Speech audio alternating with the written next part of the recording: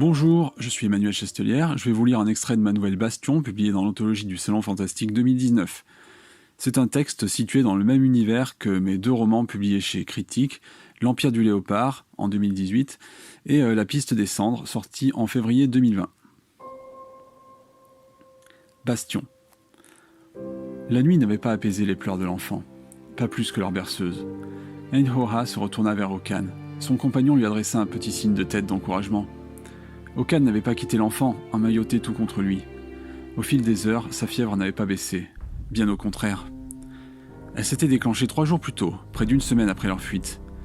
Lorsque les rebelles à la solde de l'alchimiste avaient attaqué leur village, le jeune couple n'avait eu d'autre choix que de se réfugier dans la jungle. Cette même jungle où se cachaient justement les renégats et leurs escadrons, encore et toujours en lutte contre l'autorité. D'ordinaire, les deux camps ne faisaient que peu de cas des indigènes, mais dans la région, ce temps était révolu depuis longtemps. Eux-mêmes ne savaient sans doute même plus pourquoi leur chef de guerre leur ordonnait de se battre, à part pour tenter de récupérer un pouvoir en lambeaux, qui n'appartenait plus à personne. Il n'était plus question de conquête ou de religion ici, seulement de destruction. Après avoir dévoré la magie de ce monde, de destruction et de rêves idiots, les fées étaient partis avec leur cité d'or dès que la guerre avait tourné en leur défaveur. Ainhoa poussa un soupir et leva les yeux vers le sommet de la crête, encore bien loin pour leurs jambes fatiguées. Mais regarder en arrière, c'était s'exposer à la lisière de feu qui ne cessait jamais de briller à l'horizon, de jour comme de nuit. Peu importe les lieux avalés, on ne pouvait jamais la distancer. Elle était là, toujours, s'étirant d'un bout à l'autre de la jungle et même au-delà. Il faut continuer, l'encouragea Okan, d'un ton là. Ils avaient tous les droits de l'être. Après tout, ils avaient abandonné leur vie pour s'enfoncer dans un labyrinthe de lianes jaunies et d'insectes moqueurs. La jungle était mourante, tout comme leur monde. Quelques heures plus tôt, ils avaient dû poursuivre leur chemin sous une averse de cendres. Sans doute les conséquences de riposte du pouvoir en place, qui cherchait à faire sortir les rebelles de leur tanière, quitte à sacrifier tous ceux qui pouvaient se trouver au milieu. Dans leur malheur, Ainhoa et Okan avaient presque de la chance. Ils n'étaient pas tombés sur une bande de mercenaires changeant de camp selon la bourse qu'on leur proposait. Dans le cas présent, ils n'auraient rien eu à leur offrir. Il est difficile d'imaginer qu'on les laisse poursuivre tranquillement leur route, sans même parler de les aider. L'enfant, un petit cousin d'Okan que ce dernier avait amené avec eux sur un coup de tête, se remit à pleurer. Ainhoa ne put retenir un grognement irrité. Peut-être que les mercenaires auraient préféré battre en retraite plutôt que de supporter ses pleurs. Mais quand les rebelles avaient surgi dans les rues pavées du village, arme au poing, le jeune homme n'avait pas hésité. La mère du petit avait été l'une des premières à tomber sous les balles. Ils avaient l'habitude d'éliminer 3 ou 4 habitants au hasard pour obtenir la reddition immédiate de tribus comme la leur. Les deux jeunes gens avaient tout de suite su que rester les condamnait. Okan n'était qu'un cultivateur qui n'avait jamais tenu un fusil entre les mains. Ainhoa chassait, mais une lance n'avait aucune chance de rivaliser avec la poudre. Sans un regard pour leurs amis ou les anciens du village, ils s'étaient précipités dans leur hutte et avaient pris ce qu'ils pouvaient avant de fuir moins de 5 minutes après les premiers coups de feu. Mais ils auraient pu s'éloigner encore plus vite si Okan n'avait pas décidé de revenir sur ses pas, au milieu des hurlements et des rafales de balles. Le cœur battant à tout rompre, Ainhoa l'avait attendu de longues minutes, agenouillé au milieu des buissons, pour le voir finalement réapparaître avec Maleko, son petit cousin, une décision qu'elle ne comprenait toujours pas. « Tu es sûr qu'on trouvera ce qu'on cherche là-bas » demanda-t-elle, afin de ne pas laisser ses idées noires la gagner, comme de plus en plus souvent. « Non » répondit Okan dans un souffle. « Ma grand-mère nous racontait ça. Elle nous a toujours parlé en bien du dispensaire. Bon, ils avaient voulu qu'elle renie nos dieux, mais les religieuses les avaient soignées, elle et sa sœur. Et elles avaient pu rentrer au village en bonne santé. C'était il y a longtemps, mais ça reste notre meilleure chance. Je sais bien, qu'est-ce que tu crois ?» Ainhoa éprouva aussitôt le besoin de s'excuser, mais elle garda le silence. Parler des dieux la rendait toujours nerveuse, et les conditions de leur voyage ne risquaient pas de l'aider à conserver son calme. Leur colonisateur n'avait jamais compris que son peuple n'adorait pas les fées. Il ne s'agissait pas de divinités protectrices ou généreuses, mais plutôt de figures cruelles et moqueuses, qui avaient toujours tourné les humains en ridicule et n'hésitaient jamais à les punir dans le sang. On les disait repoussés derrière les frontières de leur royaume depuis des siècles, mais Ainhoa ne l'avait jamais vraiment cru. La première fois qu'elle avait vu l'une des armes à feu des rebelles, enchantée par l'alchimie d'un cadavre de fée, son cœur avait hésité entre se gonfler d'une joie impie en découvrant ce petit être rabougri, baignant dans un étrange liquide, et une peur venue du fond des âges, à même de lui nouer la gorge au point de l'étouffer. Il s'agissait de fées de caste inférieure, certes, mais les voir utilisées de la sorte, elle en frissonnait encore. à moins que ce ne soit la fièvre, prête à la ronger à son tour. Les guerriers du village affirmaient même avoir déjà vu de véritables charniers de fées, utilisés comme réserve de magie brute par les alchimistes.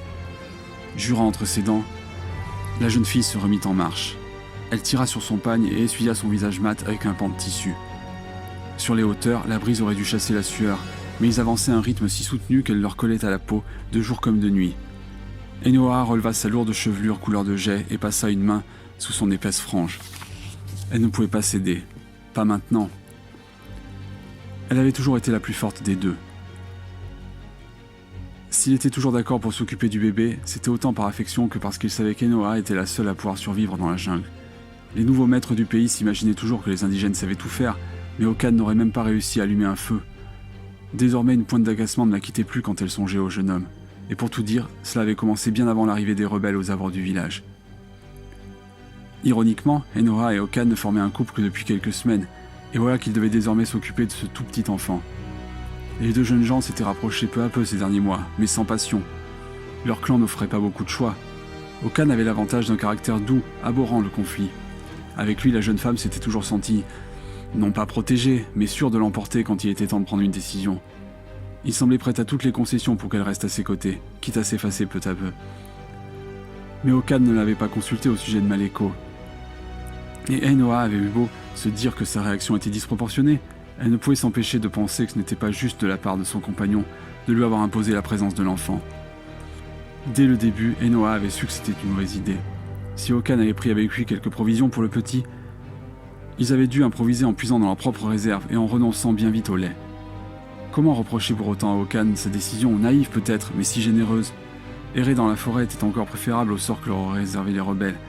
La jeune femme le savait pertinemment, et c'était sans doute ce sentiment de culpabilité devant son égoïsme et sa froideur qu'elle avait bien du mal à étouffer. En prospérant sur les cendres de leur fuite, il ne faisait que nourrir un peu plus sa colère, dirigée contre Okan, une cible si aisée. « Et voilà, dit-il alors qu'ils avaient atteint le sommet de la colline, une bonne chose de faite !» Enoa voulut aussitôt répliquer, mais une quinte de tout plia en deux son compagnon. Sans surprise, l'enfant, d'un an à peine, se remit à sangloter. Dans sa jeunesse, la grand-mère d'Okan avait parlé de 2 semaines de voyage, mais il ne tiendrait jamais aussi longtemps.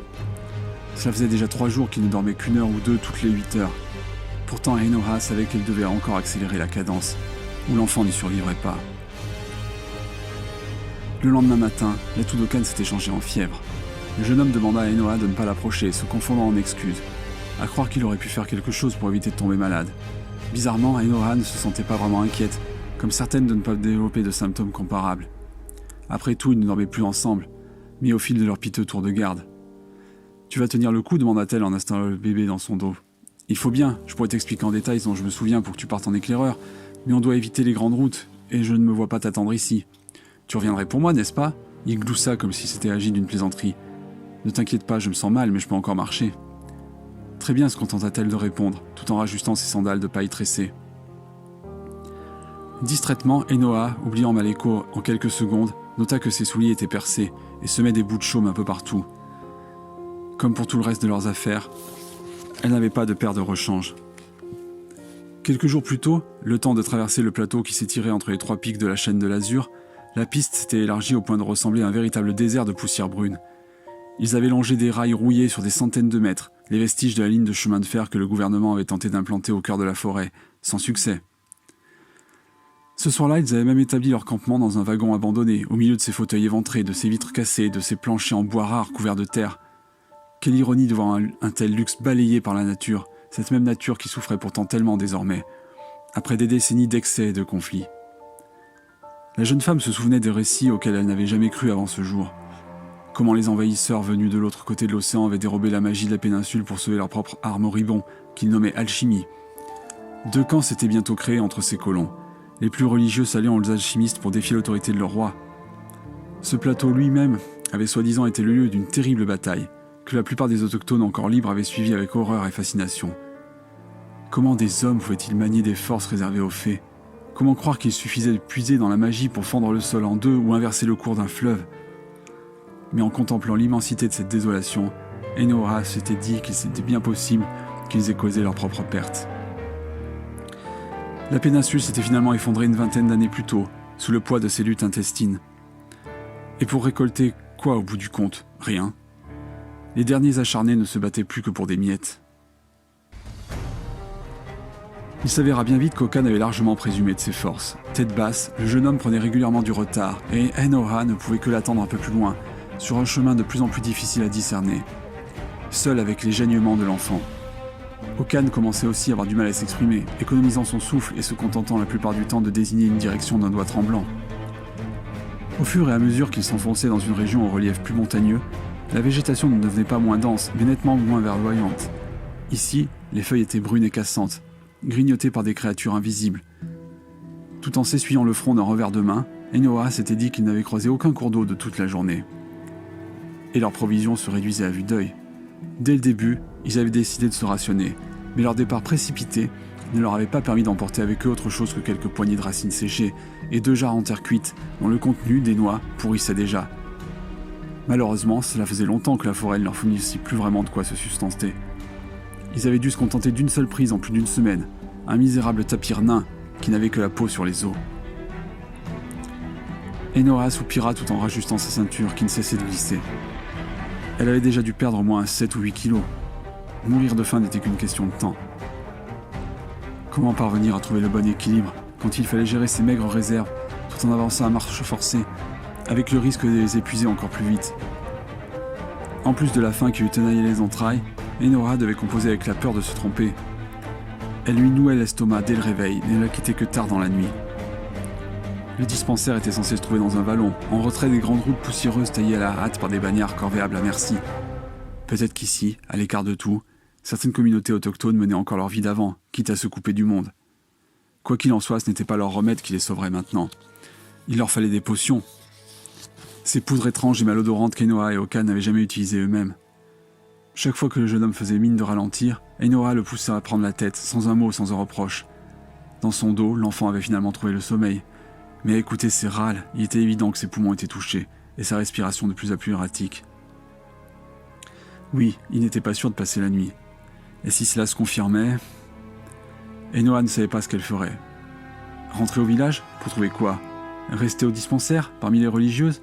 Elle renifla tout en se frottant nerveusement les cuisses. Les pans de sa tenue avaient beau être fendus, son vêtement en tana lui collait à la peau et l'irritait tout autant que sa brassière. Déjà qu'elle avait toujours renié les faits, malgré tout ce qu'elle pouvait raconter. Ce n'était pas pour suivre la voie de leurs étranges divinités ailées, qui avaient tellement souffert pour des êtres prétendument supérieurs. Peu de temps avant la tombée de la nuit, pour autant qu'il puisse en juger sous le couvert de la canopée, Okan se retourna tant bien que mal, le cou raidi. Le jeune homme était à peine plus grand que son ami, et ses pommettes trop hautes ne faisaient que lui donner un air plus souffreteux encore. Je crois bien qu'on approche, dit-il d'une voix à peine audible. Il leva une main noircie de suie. Propre ou sale, Ainhoa ne pouvait plus supporter leur vision, encore moins les imaginer sur sa peau. Elle hocha la tête, mais ne dit rien. Ils marchèrent encore près d'1 heure avant de discerner quelque chose dans la vallée. Peu à peu, le paysage avait changé. La végétation s'était faite plus éparse, et les fougères avaient succédé aux arbres rabougris. Malgré le relief accidenté, la piste restait praticable, serpentant entre d'énormes rochers de granit polis par le temps. De loin, on aurait pu croire à une création de la nature, mais le versant ouest de la vallée avait bel et bien été aménagé en jardin en terrasse, dont les murs en pierre sèche délimitaient chaque rectangle, s'étant éboulés depuis longtemps. Ils durent franchir encore 1 lieue avant de les entendre. Au début, la jeune fille avait pensé au vent, mais ils n'avaient pas tardé à redescendre par des chemins toujours plus escarpés, prenant effectivement la direction d'un vallon encaissé. La brise aurait dû se faire beaucoup plus sifflante. Ce n'était pas non plus le gai murmure d'un ruisseau, malheureusement pour eux. Mais il y avait une certaine douceur dans cet écho bruissant, qui semblait les envelopper de façon de plus en plus prégnante. Ce ne fut qu'en franchissant les grilles brisées du sanctuaire que Ainhoa comprit. Sur le côté du bâtiment principal, une église sans doute. Une dizaine de ruches étaient disposées parmi les rochers, au milieu des herbes hautes. Des abeilles! Mais celles-ci s'étaient depuis longtemps échappées de leur prison de bois et de cire pour mieux se répandre un peu partout sur le domaine. Les ruches évoquaient des statues d'or fondu, aux formes vaguement humaines, telles des hommes et des femmes en fuite qui n'auraient pas pu s'échapper à temps des griffes de quelque maléfice. Et Ainhoa a frémi. Le dispensaire qu'ils avaient décidé de rejoindre en quête d'un traitement était abandonné, et pas seulement abandonné, quasiment en ruine. Okan resta bouche bée à l'entrée du bâtiment principal, le seul encore debout. Si le mur d'enceinte du lieu n'avait pas affiché une forme trop parfaite, Ainhoa n'aurait jamais fait attention à ce qui ressemblait avant tout à un empilement de pierres plates dévorées par la forêt. La jeune fille fit un pas en avant. Si, elle l'aurait sans doute remarqué. Car la végétation ici avait l'air plus saine que sur le versant de la montagne et dans tous les environs. Les créatures de la couleur de leur salle s'étaient installées dans les arbres environnants, bien sûr, mais aussi au-dessus du bâtiment principal, construit contre la paroi d'une éminence rocheuse plus importante que les autres. La nuit était désormais tombée, et les besogneuses ouvrières des différents essaims avaient retrouvé leur abri, après une journée de travail qui leur demandait sans aucun doute de se rendre de plus en plus loin pour récolter leur précieux nectar.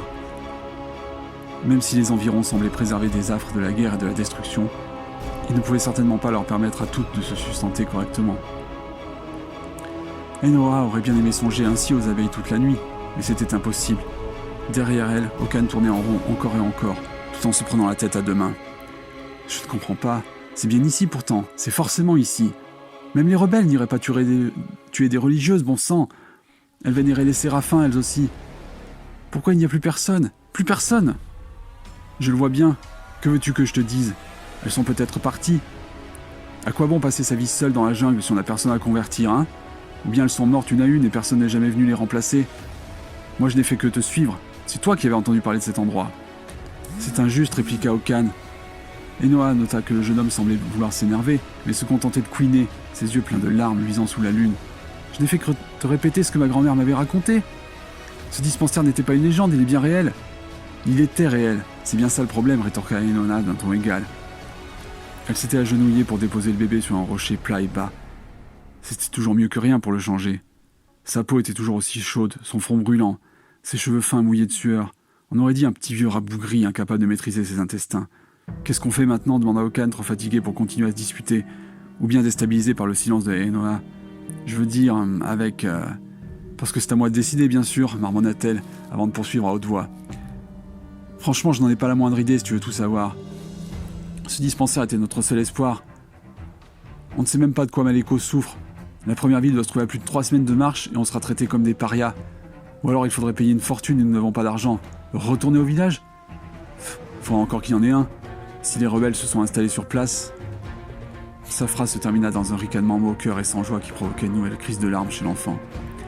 Il agita ses petits poings, le visage et la poitrine si congestionnés qu'ils virèrent au violet. Qu'est-ce qui lui arrive? J'en sais rien, Okan. Arrête de poser des questions, agis un peu. Pour ce soir, nous allons rester ici. Le jeune homme écarquilla soudain les yeux avec horreur en voyant 2 abeilles se poser sur la petite main potelée de son cousin, et il les chassa d'un geste tremblant. Les abeilles, tu as vu? Tu as peur de quelques piqûres? Elles vont bientôt dormir, de toute façon, elles ont bien de la chance. Ça fait des jours qu'on erre dans la jungle, toujours plus loin, la tête toujours plus basse, les yeux toujours plus rouges. Ça suffit. Va trouver de l'eau. Je vais explorer leur église. Les 2 jeunes gens se séparèrent dans un éclat de voix brisée. À écouter Okan, le dispensaire et le domaine attenant étaient censés s'étendre sur des lieux à la ronde et représenter un véritable Éden, y compris pour les visiteurs de passage. Mais au-delà de la décrépitude ambiante, la propriété des religieux ne devait pas dépasser une poignée d'hectares, plus ou moins bien aménagés. De toute évidence, les bâtiments n'avaient pu accueillir plus d'une dizaine de personnes. C'était un havre modeste et replié sur lui-même, sans doute bâti quand le gouvernement central avait voulu envoyer des colons dans la jungle, sans succès. Ainhoa renifla en rajustant sa ceinture de cuir. Dire qu'après avoir tant bien que mal surmonté son choc, Okan avait même imaginé s'infliger à nouveau plus de 10 jours de marche forcée pour retourner au village et voir qu'il n'était pas possible de conduire ici d'autres habitants pour recommencer une nouvelle vie. Nourrir de telles folies alors que son petit cousin semblait sur le point de sombrer dans l'inconscience. Sous le coup de l'émotion, la jeune femme lâcha son couteau et brisa en 2 le bout de bois qu'elle avait commencé à tailler. Impossible de s'isoler avec ses pensées. Elle décida de se tourner finalement vers l'église encore debout. Et ne trouva rien de vraiment utile dans l'église et sa dépendance immédiate, aménagée dans la grotte qui se cachait derrière le sanctuaire. L'histoire de la grand-mère d'Okan remontait à près de 50 ans, et personne n'avait dû vivre ici depuis au moins 20 étés. Même de façon ponctuelle, aucun vestige de feu de camp, aucune trace de pas dans la poussière, rien en dehors des abeilles. Gardienne des lieux livrée à elle-même, beaucoup plus brune que celle qu'elle avait déjà vue près du village. Les insectes n'étaient guère alertes. La plupart des ruches semblaient désertées, comme si les reines avaient décidé de partir elles aussi, laissant les plus faibles derrière elles. Des grappes entières d'ouvrières pendaient un peu partout comme endormies. Mais au moins, elles étaient encore présentes, pas comme ailleurs dans la jungle.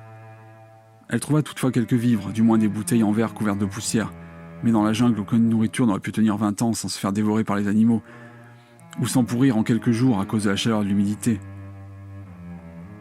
Elle découvrit également plusieurs livres, à moitié tombés en poussière, mais de toute façon elle ne savait pas lire. Okan maîtrisait quelques rudiments de la langue des colonisateurs, mais là encore ça ne les aiderait guère. Peu importe le destin des religieuses, elles étaient parties. Apparemment sans violence, ils n'avaient pas trouvé de cadavre ou de squelette, et rien n'était cassé à l'intérieur de l'église. La végétation l'avait simplement envahi peu à peu, implacablement. Pendant tout ce temps, Eona avait laissé l'enfant à Okan, et à vrai dire, elle ne s'était pas demandé une minute ce qu'ils pouvaient bien faire tous les deux à l'extérieur. Après tout, elle n'avait pas menti un peu plus tôt, même en s'exprimant sous le coup de la colère. Ils étaient sans doute condamnés tous les trois, à plus ou moins court terme. Mais l'enfant, pour lui, tout risquait de s'achever ce soir.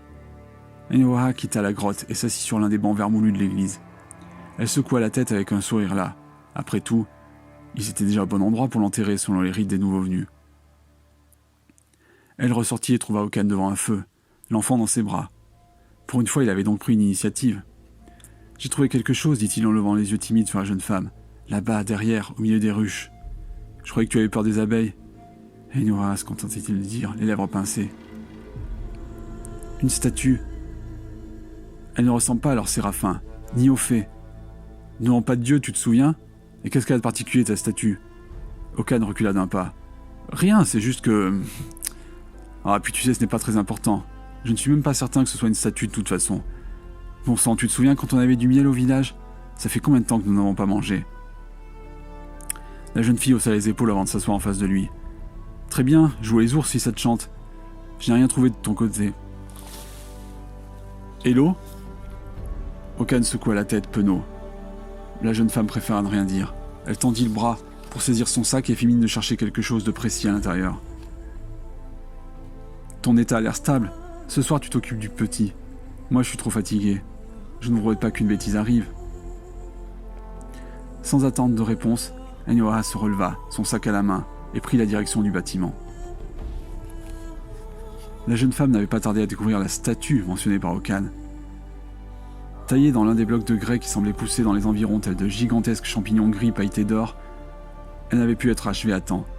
Aussi grotesque que les ruches sur lesquelles elle donnait l'impression de veiller, on aurait dit un être de pierre difforme et boursouflé, incapable de se libérer du sol et de sa gangue de roches. Bizarrement, le faciès de la statue, lui, était en grande partie fini, mais son visage affichait des traits grossiers, une bouche tordue, qui ne faisait que renforcer l'expression de douleur qui émanait d'elle.